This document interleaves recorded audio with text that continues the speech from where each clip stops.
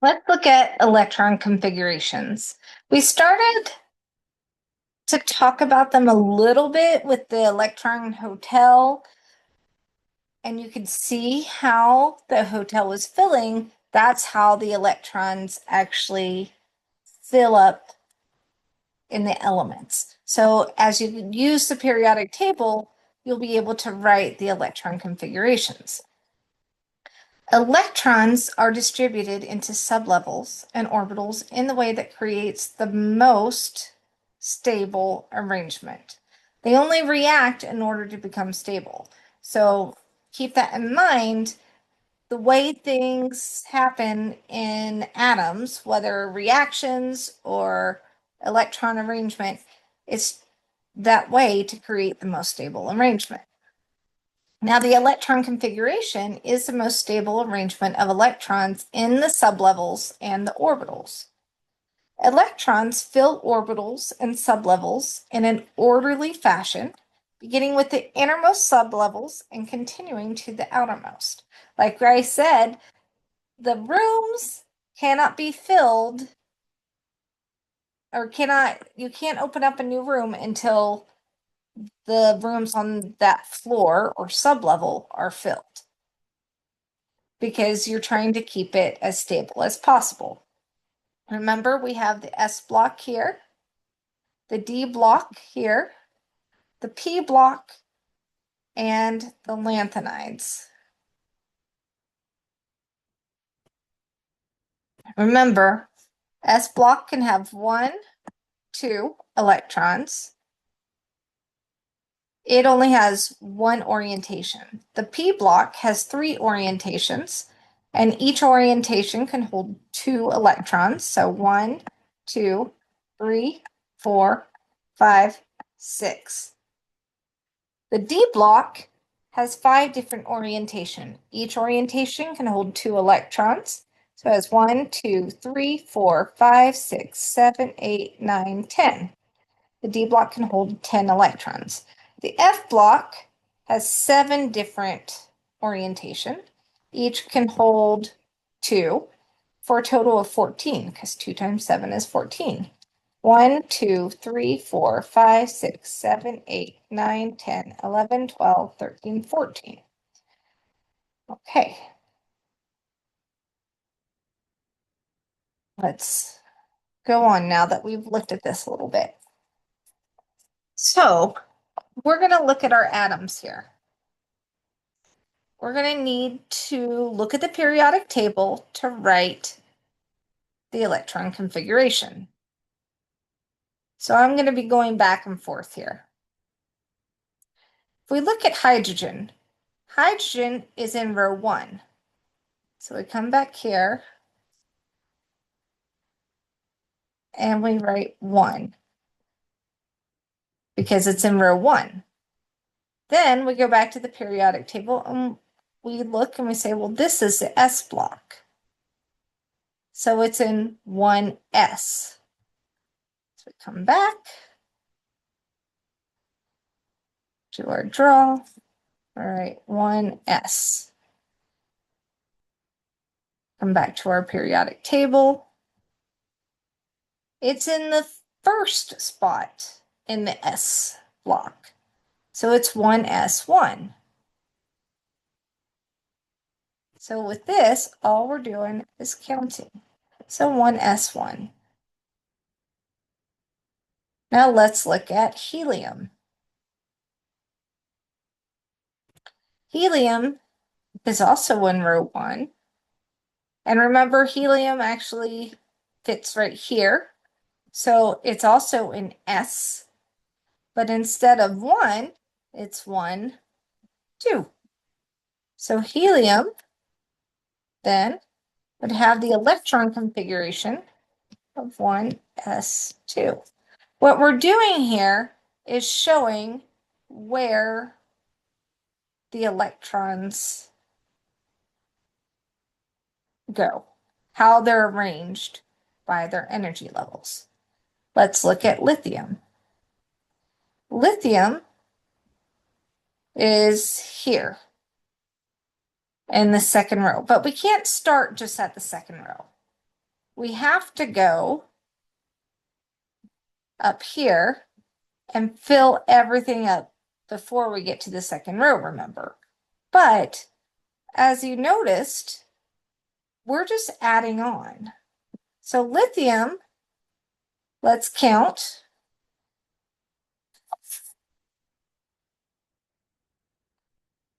It'll be row 1, S, 1, 2 to fill those. So then I'll come back and we'll start 1, S, 2. And then let's go back to the periodic table. Now we're in row 2, block S, and the first square right here. So it's going to be 2, block S, 1, because we're in the first column. So we come back here, pick up our pen, 1s2, 2s1. That's lithium. Now let's look at beryllium.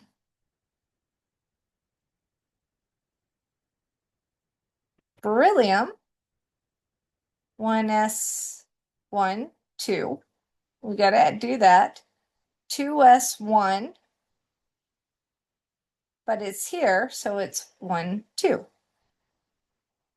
So let's come back here, go to beryllium.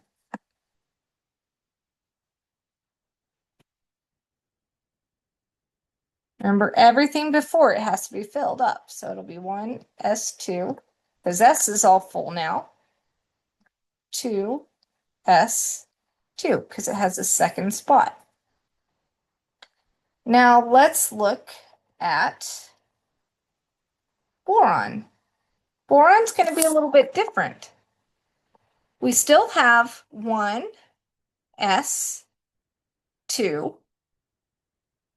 2, 1, 2. So we filled up our 1s2.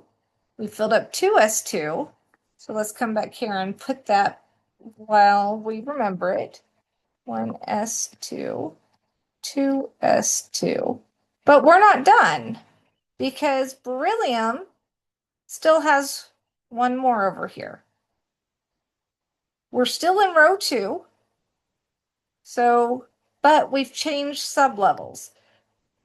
Even though we're still in row 2, every time you change a sublevel, you need to write what sublevel it is. Because remember, they're pretty close here in the Ds. You go 4s, 3D, and then you go back to 5P. Those are all pretty close. And if you didn't say 3D, you would be mistaken to think it was 4D instead of 3D. So you always write the row with, or the energy level, with the sublevel. So 2s, we change over to the P block right here. This is 2P, and we're in the first box in P. So we come here, and it's 2P1. Now let's look at carbon. Do you guys see a pattern? What do you notice?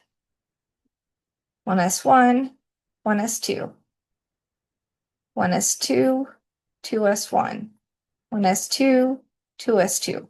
Each one has one more electron, one more spot than the previous one before it.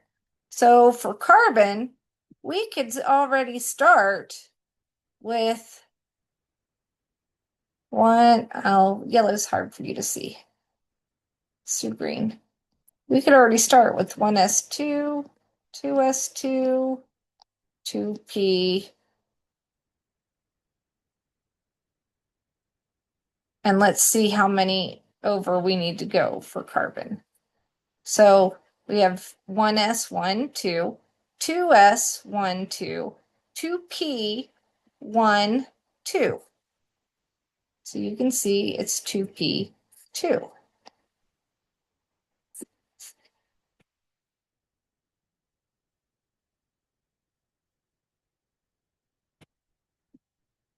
Let's look at the next one.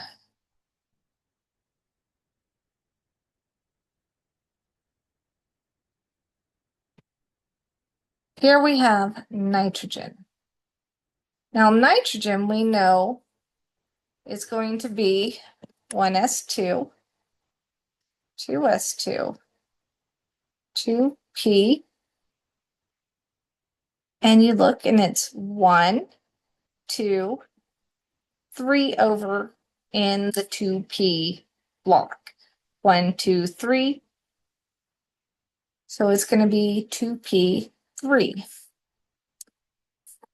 Oxygen, if we look at this, we're going to have 1s2, 2s2, 2p. You come look, it's oxygen. We're in the second p block. 1, 2, 3, 4. So it's 2p4.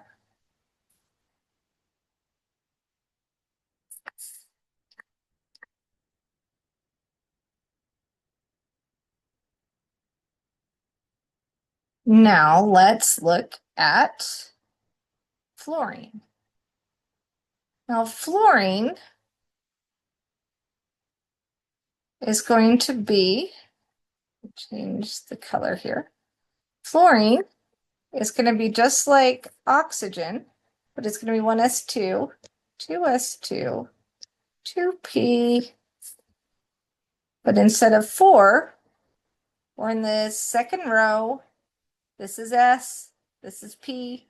1, 2, 3, 4, 5. 2p5. Now let's look at neon. Neon's going to be the same thing, but we're going to add one more. So it's 1s2, 2s2, 2p6. Now remember, those in group 1 have one valence electron. If you're looking at this, I'm just going to draw a little attention to this.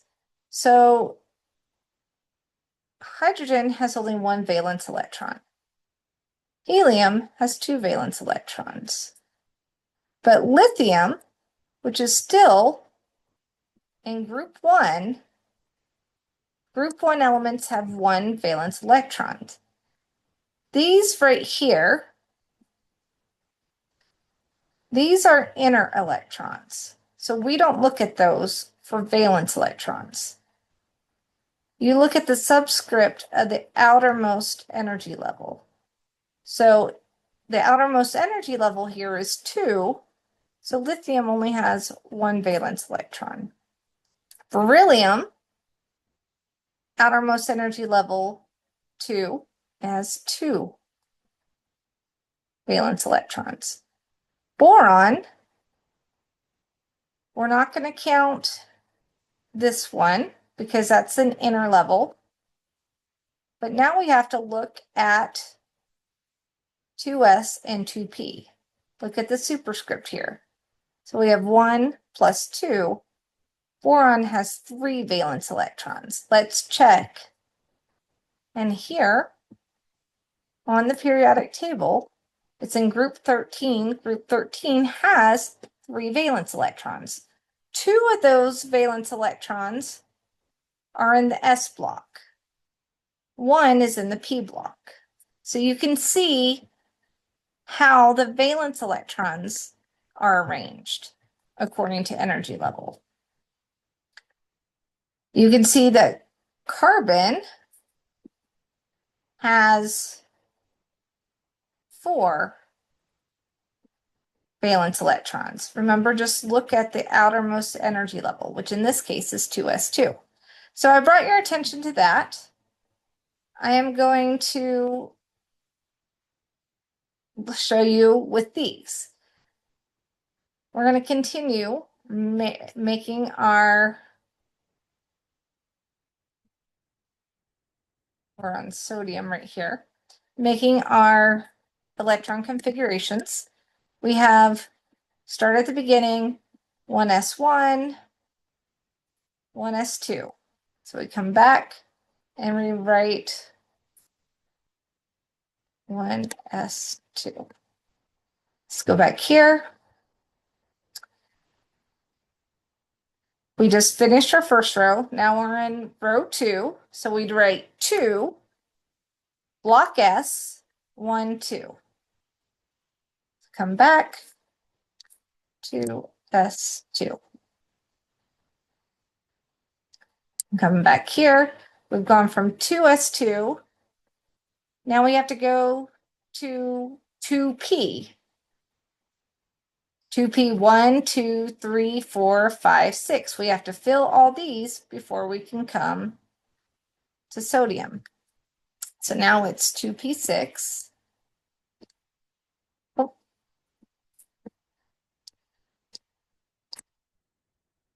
And come back to the periodic table. We've finished all the rows. Now we're in row 3. So we're in row 3, energy level 3, block S, because this is the S, and we're in the first column here. Come back and we write 3s1. So this one has one valence electron, has one electron in the outermost energy level. Let's look at magnesium. Magnesium is right next to it. So it's everything from behind. So if we look at this, it's your 1s1 right here, 1s1, 1s2, 2s1, 2, 2p, 1, 2, 3, 4, 5, 6, 3s, 1, 2. So we're just adding on 1, 1s2, 2s2, 2p6, 3s2. So as we're doing this, you can see how long this is going to be by the time you reach astenine or radon. That's a lot of writing. There's actually a shorthand way, which makes it a lot easier. But you do need to know both the long way and the short way. So let's look at aluminum. Now, aluminums, if we went the long way, it would look something like this. You'd have 1s2, 2s2, 2p6, 3s2, 3p1. Because let's look at aluminum here. 3s2, 3p1, because it's in the first right here. 1s1, 2, 2s1, 2, 3 or 2p1, 2, 3, 4, 5, 6, 3p or 3s1, 2, and then 3p1. Lots of counting, lots of writing. So what the shorthand is, because we're writing more and more and more and more and more, and it makes it more difficult, is you look at the noble gas that's before it, on the row before. So if this is aluminum, neon's right here. It's the one in the previous row. So you come here and you write in brackets neon. Then you start your configurations, you start your configurations from the next row. So we write neon in brackets. That means the 1s1 or 1s2, 2s2, 2p6 is all written in the brackets with neon. Understood. And then you just start here. You say, I'm in row 3, energy level 3, S1, 2. So we come back here and we write 3s2, 3p1, because we have to go over to block P. Go to block P, and it's in the first section of P. It makes it a lot easier, a lot shorter. For practice, I think you should do the rest of these: silicon, phosphorus, sulfur, chlorine, argon, potassium, calcium, and Scandinavian. It's not Scandinavian. It's, my mind is drawing a blank. Yeah, it's scandium. Scandium. This is a noble gas configuration. To simplify things, like I said, that's a shorthand notation, and you just use the noble gas in the brackets, and that means all of the inner electrons. All you're writing now are the valence electrons, the outer electrons. Now the fourth period gets a little tricky. After the 3p orbitals are filled in argon, the next electron would occupy the 4s orbital. 4s is followed by 3d. So let's look at this. If we do scandium right here,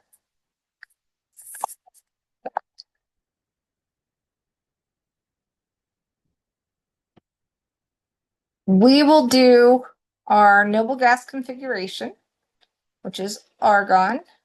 Oh, I need the pen. Argon in brackets. I'm doing this one right here, scandium. So we're going to start here, and we say 4s 1, 2. Now we go to 3D. So it goes from 4s to 3D. So it's going to be 4s2, 3d 1, because we're in the first spot here. Let's look at molybdenum. If we were going to do molybdenum, and I know that we're writing a lot, but I want to give you practice so that you understand how to do this. Molybdenum, the noble gas before molybdenum is krypton.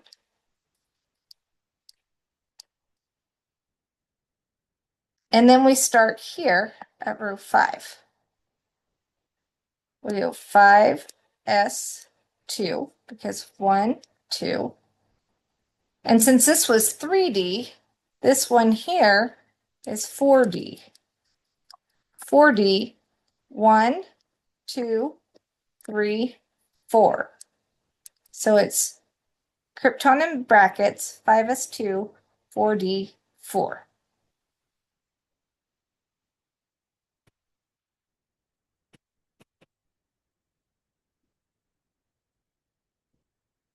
Now, experimental evidence has shown that the 4s and 3D sublevels are close in energy, and the 4s sublevel having slightly lower energy. So that's why it fills first. If you remember our little, find it, our hotel here, you can see 1s, 2s, 2p, 3s, 3p, 4s, and then 3d. They're very close in energy. This has a slightly less. You can see. And you can continue filling in. It just gets a little tricky whenever you have your F's added as well. So you go from 6s to 4f. So transition elements, we know are in the D block, and it has a capacity for 10 electrons because there are 5 d orbitals. They have 5 different orientations, and each orientation can hold 2 electrons. The F block, remember, with the lanthanide and actinide series, has 7 different orientations and can hold 14 electrons. The F block follows 6s, and it goes from 6s to 4f. The transition elements are unique because they can lose electrons to attain a more stable configuration, and they're actually stable if they hold either 5 or 10 electrons in their d sublevels. And that's pretty unique of the transition metals. Remember, the transition metals are here in the center. They're this peach color. But I did want to show you one that has F. So let's look at, has the F group. Let's look at, no, not 10, because that doesn't have the F group. Let's look at lead. So if we're doing lead's electron configuration, if we look, xenon is the noble gas before it. So we're going to put xenon in brackets. And then we start here at row 6. So we say 6s, 1, 2. And then from 6s, we go down here to 4f. 4f starts here. So 4f. All of these are filled before we can get back here. So 4f, 14, because it can hold 14. Then we go to 5d, because it goes from 4f to 5d. All of these will be filled. D10. And then we're still in row 6. And we go 1, or we're in block P, 6p, 1, 2. So xenon 6s2, 4f14, 5d10, 6p2. That would be the electron configuration for lead. You just need to be able to follow the periodic table. I know it's pretty confusing, but keep following it and just remember to count. Let's come back to our slides.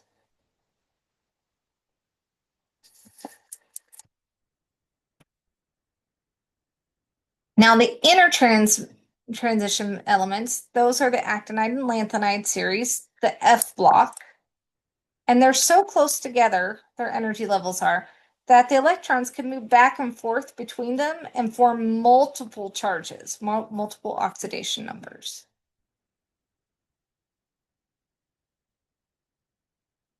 If we look at the periodic table, as you go down the periodic table, the energy levels increase. Increasing energy levels, because think of Bohr's model, they have to surround the smaller ones. So increasing energy levels as you go down the periodic table means they're farther away from the nucleus. So the atoms are actually getting bigger. If they're farther from the nucleus, we know that they're going to be larger than the lower energy levels. So the periodic table, remember, relates valence electrons to group number. Group 1 has 1 valence electron, 2 has 2 valence electrons, 13 has 3, 14 has 4, 15 has 5, 16 has 6, group 17 has 7, and group 18 has 8. You can use Lewis dot structures to show valence electrons as dots around the chemical symbol of an element. Each dot represents 1 electron, and the symbol represents the core of the atom. Helium has only 2 valence electrons, so it would look something like this. To draw your Lewis dot diagrams, imagine you have a box around. You don't draw the box, but I'm just doing it to help you get a visual. You add the electrons on, 1 on each side at first, and then you start pairing them up. Sometimes, since helium is in the S block and it's already stable with 2 because it has a filled energy level, sometimes you'll see it written this way instead of like this. Now let's look at hydrogen. Hydrogen is in group 1. It just has 1 valence electron.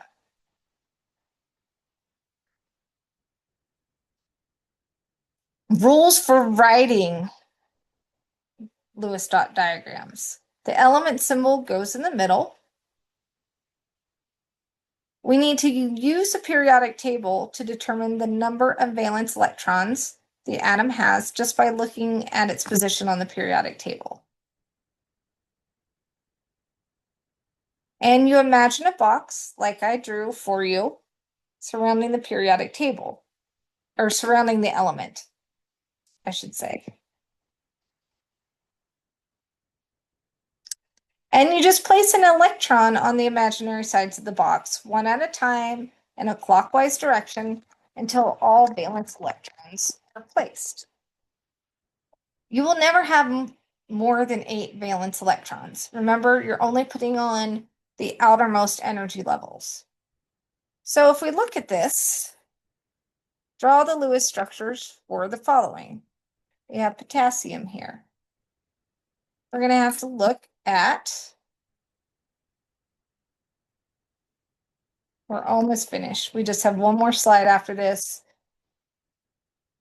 I just want to make sure that you understand. That's why we practice so much. We look at potassium. Potassium's in group 1, right here. Remember, group 1 has 1 valence electron. Come back. Let me find my pen. Since it only has 1, we just put 1 dot there. Let's look at sulfur. Sulfur is in group 16, right here. Group 13 has 3 valence electrons, group 14 has 4, group 15 has 5, group 16 has 6. So sulfur is in group 16. It has 6 valence electrons. So we're going to draw, remember we have a box, 1, 2, 3, 4, 5, 6. So sulfur looks something like that. It'd be a little bit neater. Drawing online is harder than what you anticipate. I'm just trying to make it a little bit nicer. There we go. 1, 2, 3, 4, 5, 6. Now let's look at neon. Neon is right here. Neon's right here. It's in group 18. So let's go back.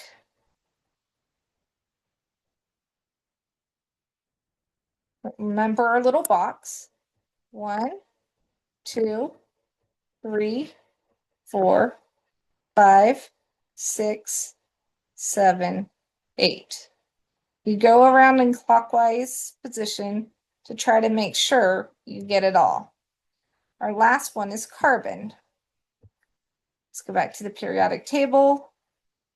Look at carbon right here. Carbon is in group 14. That means it has 4 valence electrons. So I come back here, with my pen, 1, 2, 3, 4. It's as simple as that.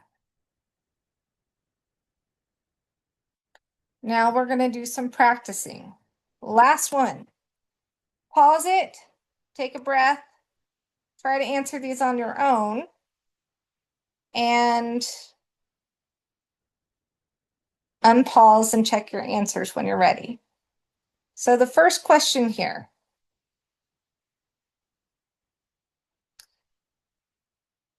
Using the periodic table, how many valence electrons does sodium have?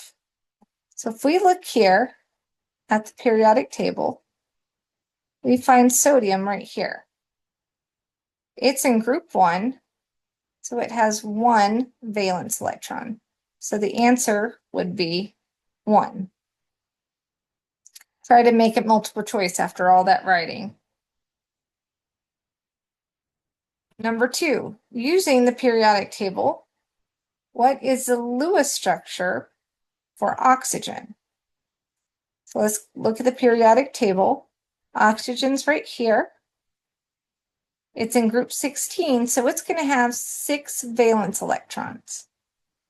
Well, let's make this a little bigger so we can see. So which one?